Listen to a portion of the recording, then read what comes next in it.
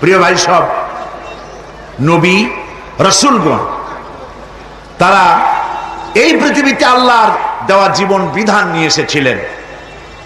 একে অস্বীকার যারা করবে তাদেরকে কিয়ামতে জাহান্নামে নিক্ষেপ করা হবে।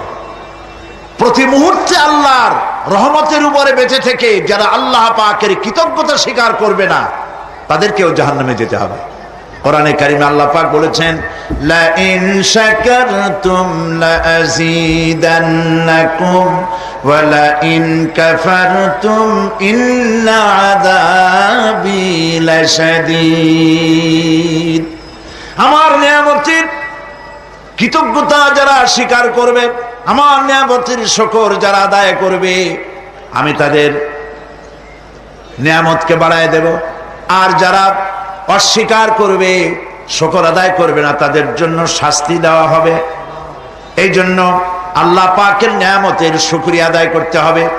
2 নম্বরে আল্লাহ পাকের হুকুম আহকাম মেনে জীবন পরিচালনা করতে হবে। নবীরা আল্লাহ পাকের পক্ষ থেকে যে দ্বীন নিয়ে এসেছেন ওই দ্বীনের আনুগত্য করতে হবে, বিরোধিতা করা যাবে না।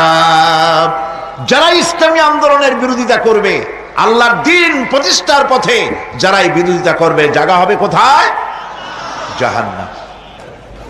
ভাই সব, জাহান্নাম বড় কঠিন হবে। সেদিন কেউ সুপারিশ করবে না, কোনো উপায় থাকবে না। কিয়ামতের ময়দানে আমলনামা ছেড়ে দেওয়া হবে। জাহান্নামীদের আমলনামা পেছন থেকে বা হাতে আসবে। কোরআনে কারিমে আল্লাহ পাক বলেন, ওয়া আম্মা মান উতিয়া কিতাবাহু বিশিমালিহি ফায়াকুলু ইয়া লাইতানি লাম উতা কিতাবিয়া। পেছন থেকে বাম হাতে যার আমলনামা আসবে, সে বলবে, আরে আমারে যদি কিতাবটা, আমার যদি আমলনামা না দেওয়াই হতো কত না ভালো হতো, আমার যদি হিসাব না নেওয়া হইতো কত ভালো হতো।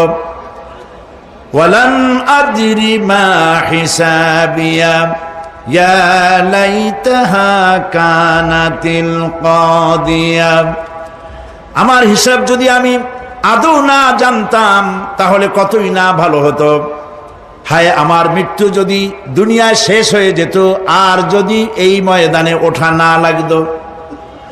মা আগনা আন্নি মালিয়া হালাকা আন্নি সুলতানিয়া। আজ আমার অর্থ সম্পদ কোনো কাজে লাগলো না, আমার ক্ষমতা প্রতিপত্তির কোনো কাজে লাগলো না।